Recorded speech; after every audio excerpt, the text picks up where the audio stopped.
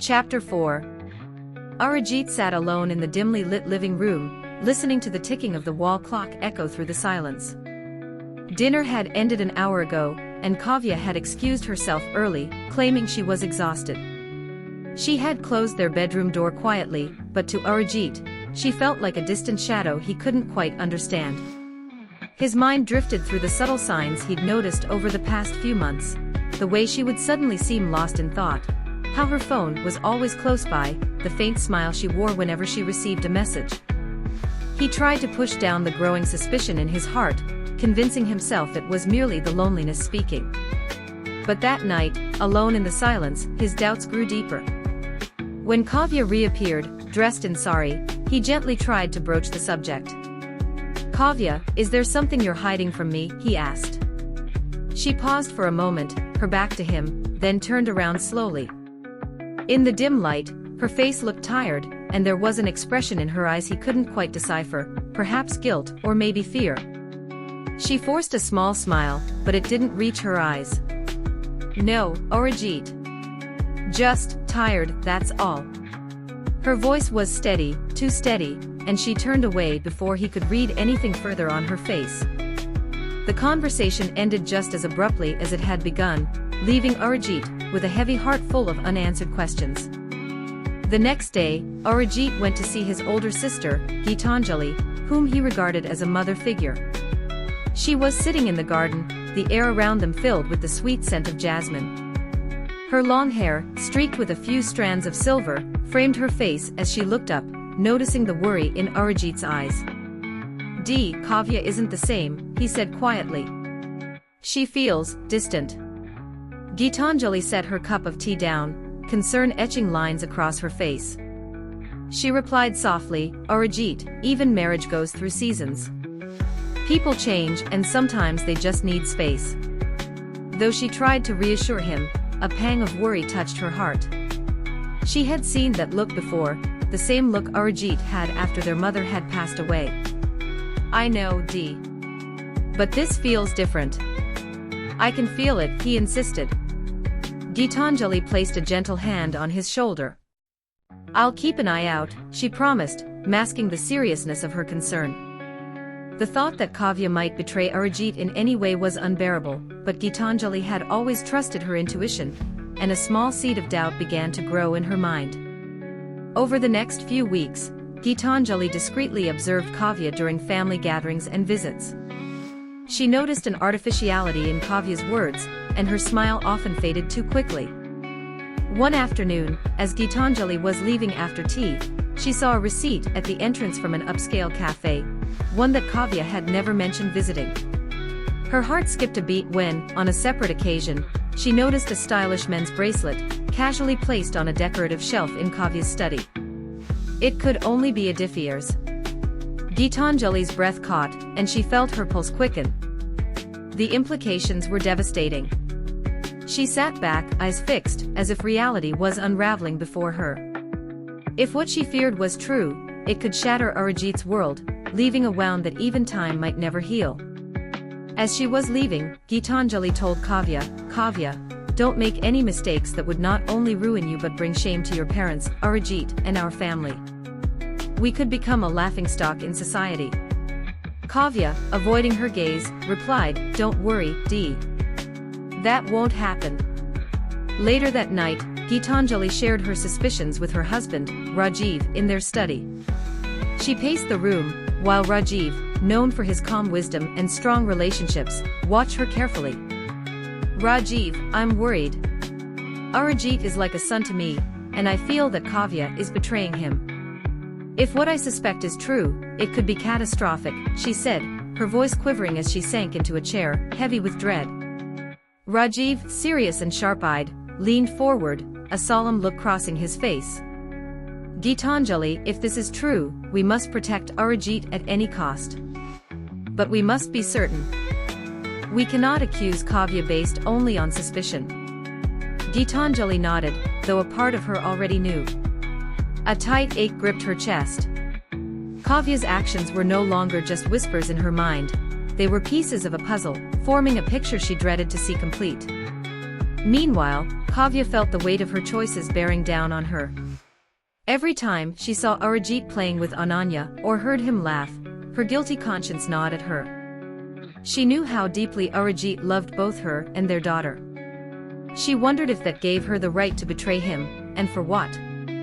Attraction, love, or mere physical satisfaction. But whenever she was with Aditya, all thoughts of her marriage faded, and she felt alive, unburdened and fearless. In those intimate moments, she thought of nothing but him. She felt that this was her right, to love. She reasoned that loving wasn't a sin. One evening, after putting Ananya to bed, Kavya stood by the window, gazing out at the dark, quiet street. A part of her knew that she had crossed a line from which she could never return. She was now a deceiver, an unfaithful wife, betraying Arijit. Torn between love and duty, Kavya was ensnared in a web of her own making. The storm on the horizon was inevitable, and deep down, they all sensed that their world was on the brink of irrevocable change.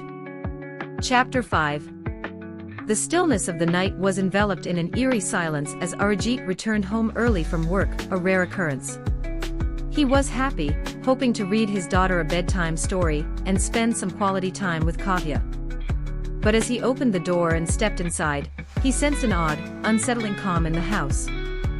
The living room was dimly lit, carrying a faint scent of coffee in the air, yet there was no sign of Kavya or Ananya. He called out, but there was no response. Arijit slowly moved toward the living room, his footsteps echoing faintly on the floor. He heard a soft laugh, and then a rustle from the nearby room. He froze on the spot.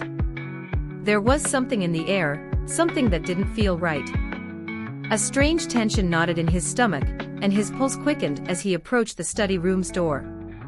The scene that unfolded in front of him took his breath away. Kavya and Aditya were wrapped in each other's arms, her face tilted towards him, lips inching closer to his. Time seemed to freeze, and Arijit's world shattered in an instant. He stood rooted to the spot, a lump forming in his throat. A cold wave of disbelief washed over him. This betrayal was so sharp, so unexpected, that he struggled to comprehend it for a moment. Startled by his presence, Kavya and Aditya quickly separated, panic evident on their faces. Arijit, clenching his fists, asked Kavya, "How long has this been going on? Is this why you've been so distant from me?" Arijit's words came out in a near whisper, yet they were heavy with meaning. His gaze fixed on Kavya, the woman he loved, to whom he had given his whole life, the mother of his child, the very woman he had trusted beyond measure. To see her fall so low was a thought he had never entertained. Kavya's face turned pale, her body freezing in shock. Her hands trembled as she realized the gravity of the situation. She had been caught red-handed. The intoxicating haze of infatuation vanished instantly. In a breaking voice, Kavya said, "Arijit, I am sorry."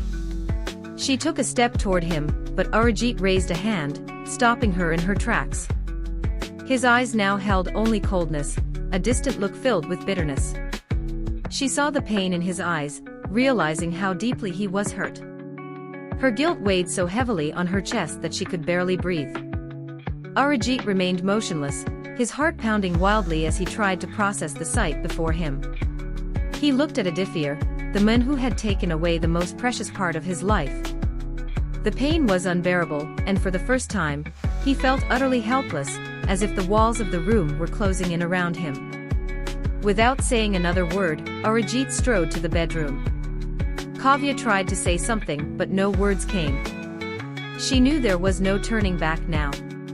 As he reached the bedroom, his hands shook, but his resolve was firm.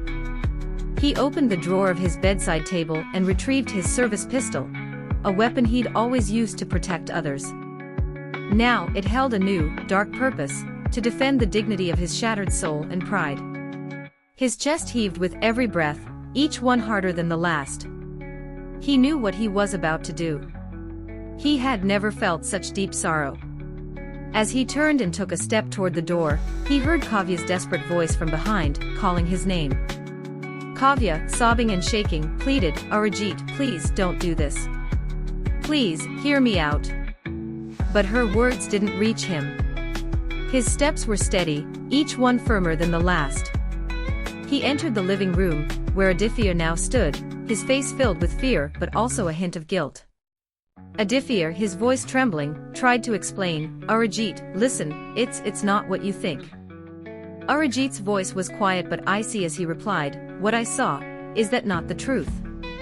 He stood firm, his chest heaving, his gaze locked onto Aditya with an intensity that seemed capable of setting him ablaze. Arijit said in a low, cold voice, you took everything from me. You stole her from me. His words dripped with venom, heavy and sharp, weighing down the air between them. Aditya, pleading, breaking under the weight of his guilt, said, I never wanted to hurt you, Arijit. This was never about you. We love each other.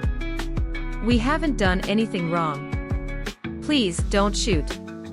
But Arijit was beyond hearing him. His mind had become a storm of rage and pain. The pistol felt heavy in his hand, as if it was impossible to let go. His finger tightened on the trigger. Arijit, his voice barely more than a whisper, almost to himself, said, I loved her. I gave her everything. And you too, you both played this game. A married woman, with a child, how many lives were you planning to ruin in the name of love? Did you ever think about how this would end? Silence fell, deep and still, and for a moment, it seemed like everything had stopped.